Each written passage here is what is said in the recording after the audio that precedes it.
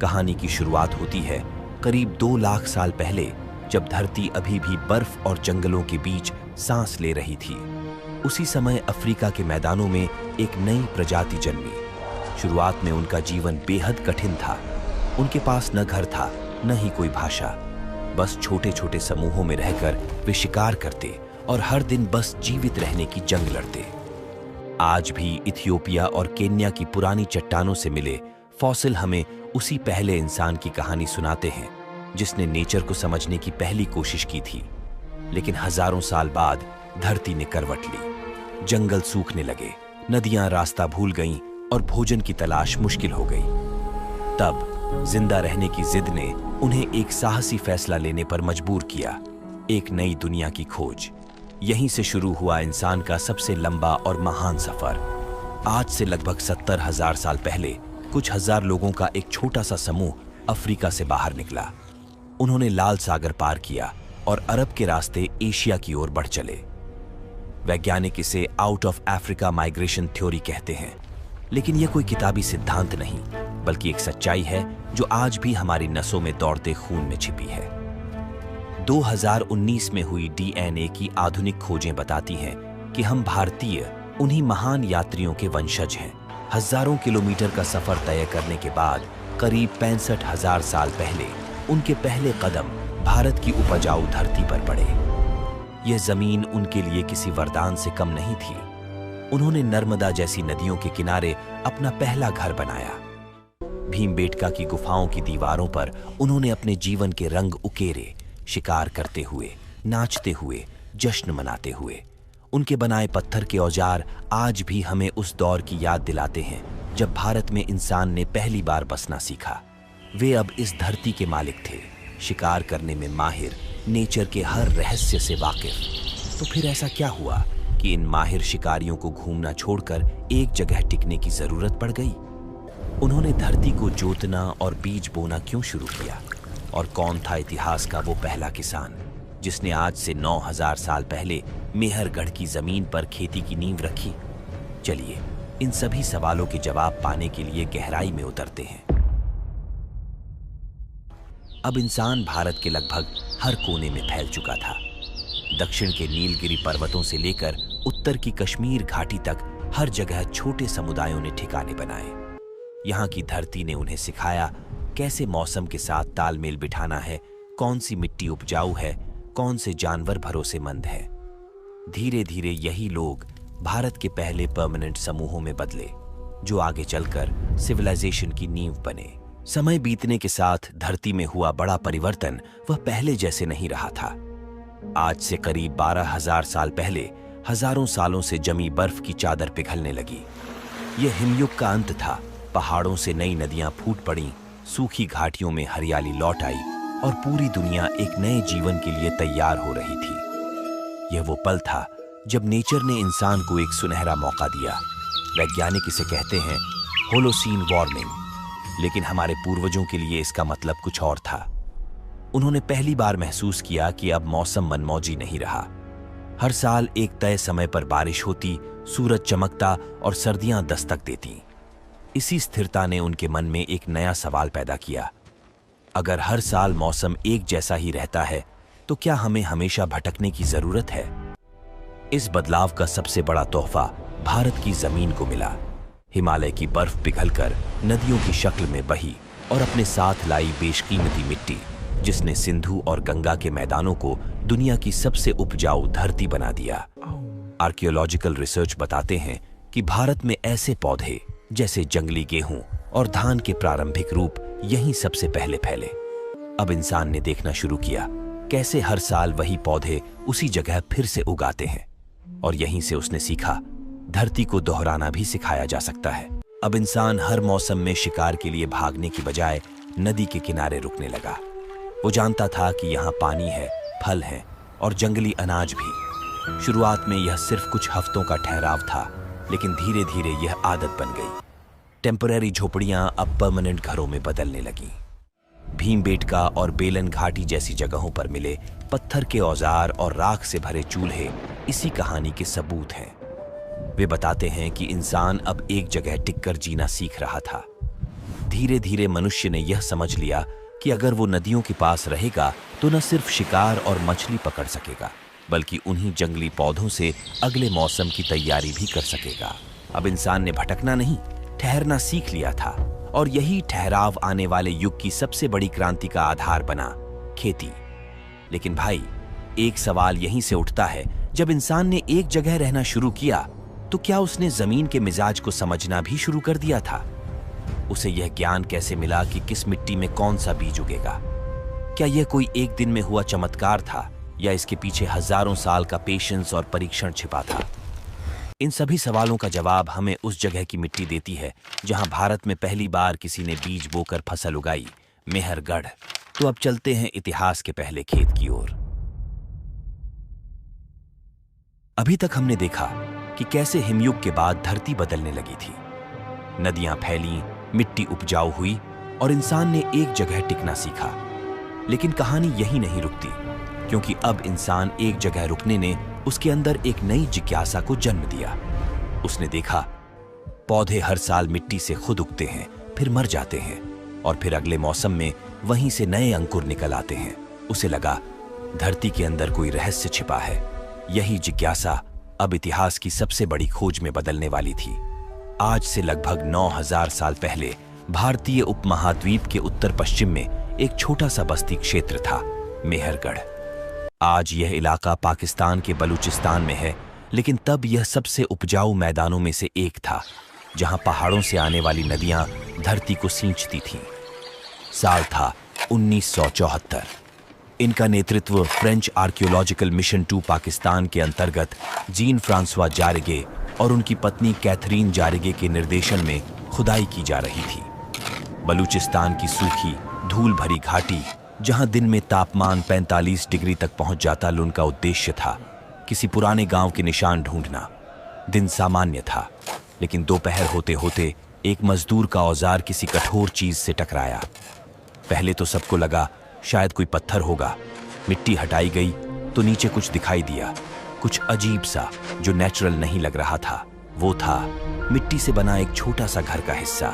दीवारें समतल, ईंटें सजी हुई, और साथ में कुछ बिखरे हुए जले हुए अनाज के दाने। यह कोई साधारण बस्ती नहीं थी, यह दुनिया के सबसे पुराने फार्मर विलेजेस में से एक था। खुदाई में मिले मिट्टी के घर, अन्न भंडारण के गड्ढे और गेहूं जौ के बीजों के जले हुए दाने, जो बताते हैं कि अब इंसान सिर्फ जंगली अनाज नहीं खा रहा था, बल्कि उसे खुद उगा रहा था। मेहरगढ़ के ये लोग पहले किसान कहलाए जा सकते हैं।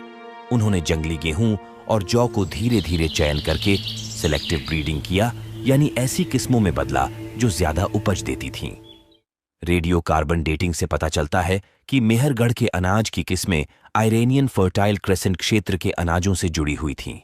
इससे यह संकेत मिलता है कि फसलों के ज्ञान पश्चिम से आया था, लेकिन भारत ने उन्हें सिर्फ अपनाया नहीं, उसे अपना बना लिया, क्योंकि यहाँ के किसान पश्चिम के मौसम से अलग माहौल में उसी बीज को नई जमीन पर पनपाने में सफल हुए। और इसके साथ मेहरगढ़ में मिले भेड़, बकरी और मवेशी की हड्डियां ये साबित करती हैं कि यहाँ सिर्फ पौधे नहीं, जानवर भी पाले जा रहे थे। पालतू जानवर उसे दूध, मांस और श्रम देते, और बदले में इंसान उन्हें सुरक्षा देता। यही वह रिश्ता था जिसने समाज को सहयोग और कोएग्जिस्टेंस का अर्थ सिखाया। मेहरगढ़ के घर मिट्टी और फूस से बने थे, उनमें कमरों की बनावट और भंडारण स्थल थे। यानी अब खेती ने इंसान को सिर्फ भोजन ही नहीं, बल्कि घर का असली मतलब भी सिखाया। अब घर सिर्फ बारिश और जंगली जानवरों से बचाने वाली कोई गुफा नहीं थी, बल्कि वो जगह थी जहां एक परिवार अपनी बच्चों का पालन पोषण करती थी। और जिंदगी अब सिर्फ पेट भरने की दौड़ नहीं रही। लोग अपने मिट्टी के बर्तनों पर सुंदर डिजाइन बनाने लगे, यानी अब उनके जीवन में कला और सौंदर्य ने भी जगह बना ली थी। धीरे धीरे ये छोटे छोटे घर एक साथ जुड़कर गांव बन गए, और इन्हीं गांवों ने समाज की पहली नींव रखी। लेकिन भाई, यहां एक और रहस्य छिपा है। क्या मेहरगढ़ ही वह जगह थी जहां से पूरी भारत में खेती फैली, या देश के अन्य हिस्सों में लोगों ने अलग अलग समय पर अपनी अपनी मिट्टी में बीज बोए? मेहरगढ़ की धरती से खेती की जो क्रांति शुरू हुई, उसकी लहर अब धीरे धीरे पूरे भारत में फैल रही थी।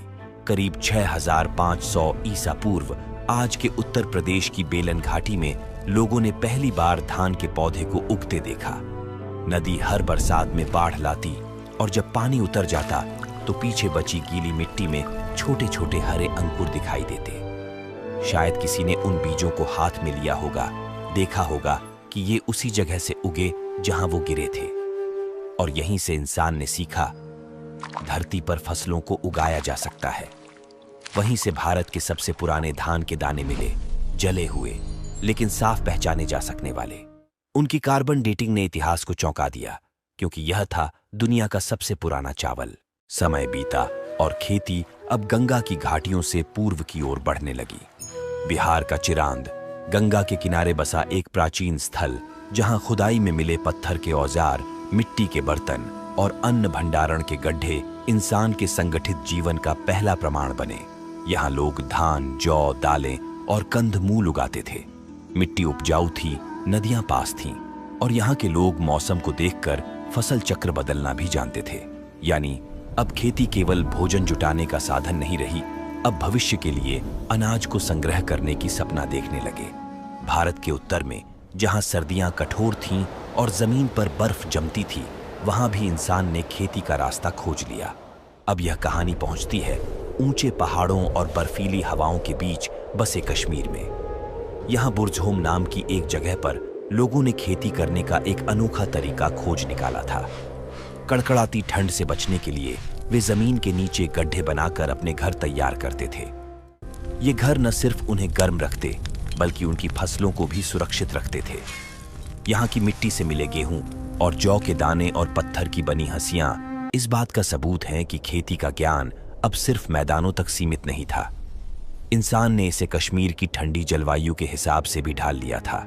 अब यह कहानी दक्षिण की ओर बढ़ती है, जहां बारिश कम थी लेकिन धैर्य ज्यादा। कर्नाटक का हल्लूर और तमिलनाडु का पायमपल्ली, यहीं से शुरू हुई सूखी खेती।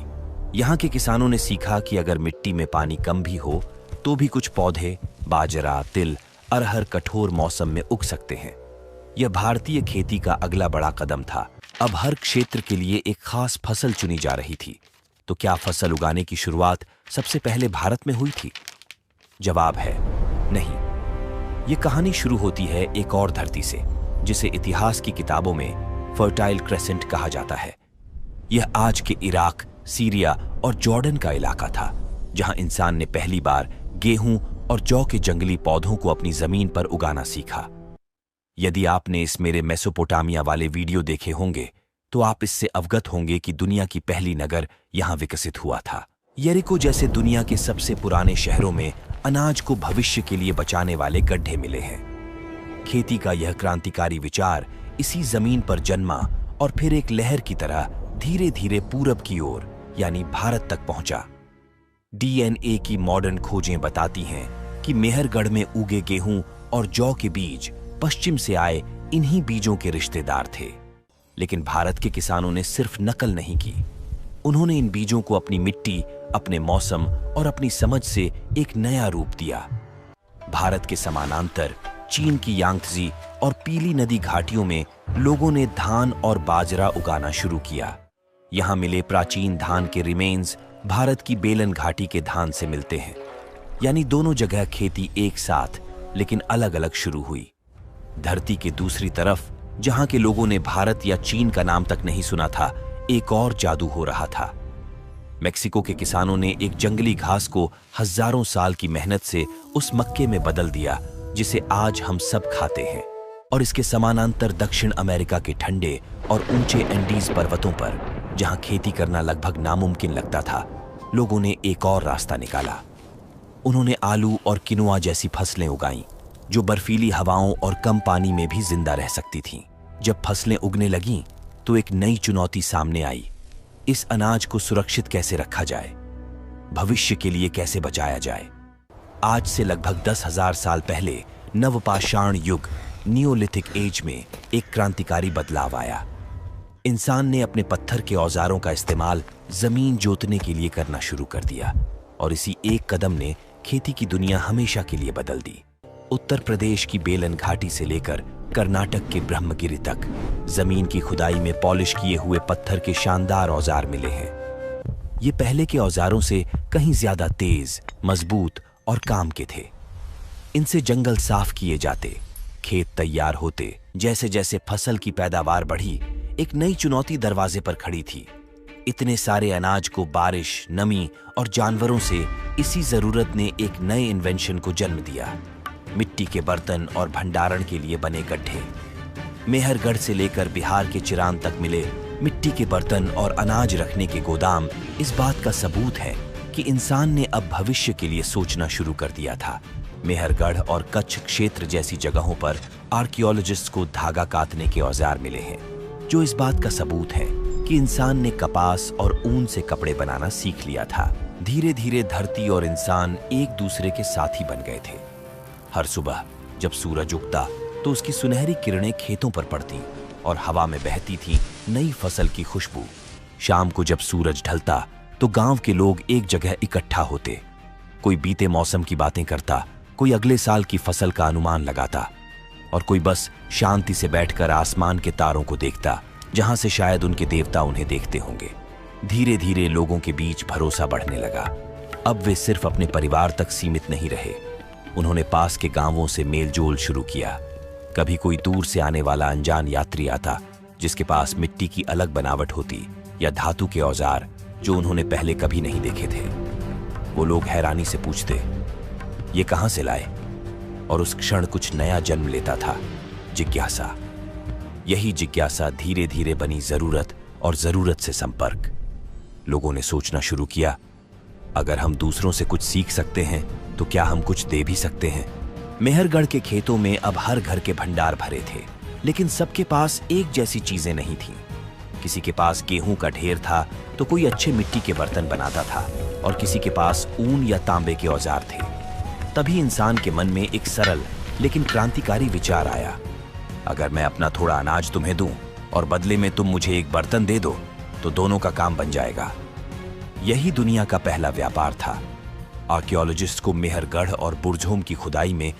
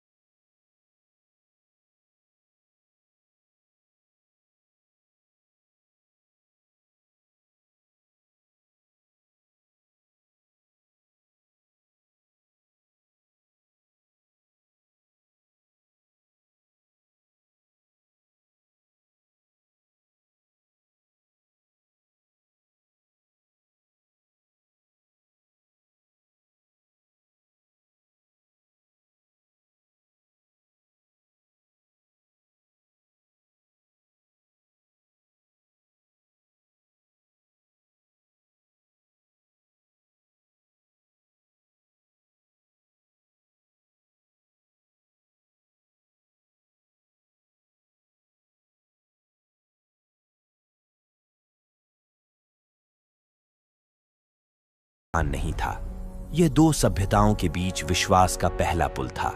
इसी समय धरती के और हिस्सों में भी यही चमत्कार हो रहा था। मिस्र की नील घाटी में गेहूं और जौ जीवन का आधार बन चुके थे। जब अनाज बढ़ा तो बुद्धि भी बढ़ी, और जब अनाज सुरक्षित हुआ तो सभ्यता स्थायी हो गई। यहीं से वो नींव रखी गई जिस पर मानव इतिहास की सबसे महान सभ्यताएं खड़ी हुईं। हड़प्पा, मिस्र, मेसोपोटामिया और चीन। और इनमें भी एक जो अब भारतीय उपमहाद्वीप का हृदय बन चुकी थी, हड़प्पा की सभ्यता। अब फसलें इतनी बढ़ गई थीं कि उनका भंडारण अकेले किसी एक के बस की बात नहीं रही। लेकिन इसी के साथ एक नया नियम बन चुका था। जिनके पास अन्न का भंडार था, अब असली सत्ता भी उनके हाथों में थी। वे ही तय करते थे कौन कितना अन्न पाएगा और कौन उसका हिसाब रखेगा। यहीं से जन्म हुआ ऑर्गेनाइज्ड सोसाइटी और इनिशियल एडमिनिस्ट्रेशन। अब इंसान ने सीख लिया था कि अकेला जीवन नहीं बनता, जीवन बनता है साथ मिलकर। ये गांव किसी एक व्यक्ति के नहीं थे, ये समाज के थे। और यहीं से शुरू हुई समुदाय की अवधारणा, जहां हर व्यक्ति एक बड़ी कहानी का हिस्सा था। फसलें बढ़ीं, वैसे वैसे जरूरतें भी बढ़ीं। अब हर कोई किसान नहीं था। किसी ने मिट्टी से बर्तन बनाना सीखा, किसी ने तांबे से औजार गढ़ना, तो कोई मणि पत्थरों को तराशने लगा। यहां से शुरू हुआ लेबर का डिवीजन, यानी हर काम की अपनी अहमियत। नवदातोली, मध्य प्रदेश और ब्रह्मगिरी, कर्नाटक की खुदाइयों में ऐसे औजार मिले हैं जो बताते हैं कि भारत में हर क्षेत्र अपने अपने विशेष कामों में निपुण था। इंसान अब पत्थरों पर भी अपनी कहानी उकेरने लगा था। मध्य प्रदेश की घने जंगलों के बीच रायसेन जिले की पहाड़ियों में एक जगह है भीमबेटका। कई हजार साल तक यह जगह बस एक शांत घाटी थी। किसी को नहीं पता था कि इन पत्थरों के बीच मानव इतिहास की सबसे पुरानी कहानियां छिपी हैं। साल था 1957। भोपाल के पास एक युवा आर्कियोलॉजिस्ट विश्वनाथ वाकणकर रेल यात्रा से उज्जैन जा रहे थे। रेल की खिड़की से बाहर देखते हुए उन्होंने कुछ अजीब सी चट्टानें देखी। अब सवाल आपसे, लाल आप ये वीडियो भारत की वैसी जैसी उन्होंने स्पेन की प्रसिद्ध, और आपका शुभ नाम क्या है? केव पेंटिंग्स में दोस्तों हमें कमेंट में जरूर ट्रेन से उतरकर उन पहाड़ियों में गए। वहां उन्होंने देखा दीवारों पर बने थे हजारों साल पुराने रंगीन चित्र। कहीं लाल मिट्टी से बने मानव आकृतियां, कहीं सफेद रंग से उकेरे गए जानवर, कहीं शिकार करते लोग, कहीं पेड़, सूर्य और चांद के प्रतीक। आज भीमबेटका में 700 से ज्यादा गुफाएं हैं और उनमें से लगभग 400 गुफाओं में चित्र मिले हैं। इनमें से कुछ चित्र 30,000 साल पुराने हैं, यानी पुरापाषाण काल के। कुछ नए चित्र नवपाषाण काल के हैं, जहां लोग अब खेती कर रहे थे और जानवर पाल रहे थे। कुछ चित्र इतने बारीक हैं कि आप उनमें जानवरों की आंखों की दिशा तक देख सकते हैं। रंगों में मुख्यतः लाल और सफेद इस्तेमाल हुआ है, जो प्राकृतिक खनिजों, हेमेटाइट, जीरू और चूने से बने थे। इसलिए इसे यूनेस्को के वर्ल्ड हेरिटेज साइट में शामिल किया गया है। धीरे धीरे जब इंसान ने धरती को समझना शुरू किया तो उसे एहसास हुआ धरती सिर्फ मिट्टी नहीं है, वो जीवित है। जब बारिश समय पर आती, फसलें लहलहाती और नदियां जीवन देती, तो लोगों के मन में एक नई भावना जन्म लेती। कोई है जो हमें संभाल रहा है। चिरांद, बिहार की खुदाइयों में मिले हैं छोटी छोटी टेराकोटा मूर्तियां, मातृदेवी की आकृतियां, उर्वरता के प्रतीक और पशुओं के छोटे मॉडल, जो बताते हैं कि उन लोगों ने यह समझा धरती ही माता है और उसके गर्भ से ही जीवन जन्म लेता है। समय बीतने के साथ लोगों ने अपने चारों ओर की हर शक्ति को नाम देना शुरू किया। हवा जो सांस देती थी, वायु देवता; बारिश जो जीवन देती थी, इंद्र; आग जो रोशनी और गर्मी देती थी, अग्नि; पानी जो सबको जोड़ता था, वरुण; और सूर्य जो हर सुबह नई आशा देता था, सूर्यदेव। वही परंपरा थी जो आगे चलकर वैदिक युग में फली फूली। ऋग्वेद के मंत्रों में वही भावना गूंजती है जिसे हमने इस वैदिक काल के डॉक्यूमेंट्री वीडियो में देख चुके हैं। अब सवाल आपसे, आप ये वीडियो भारत के किस राज्य से देख रहे हैं और आपका शुभ नाम क्या है? तो दोस्तों हमें कमेंट में जरूर बताइए।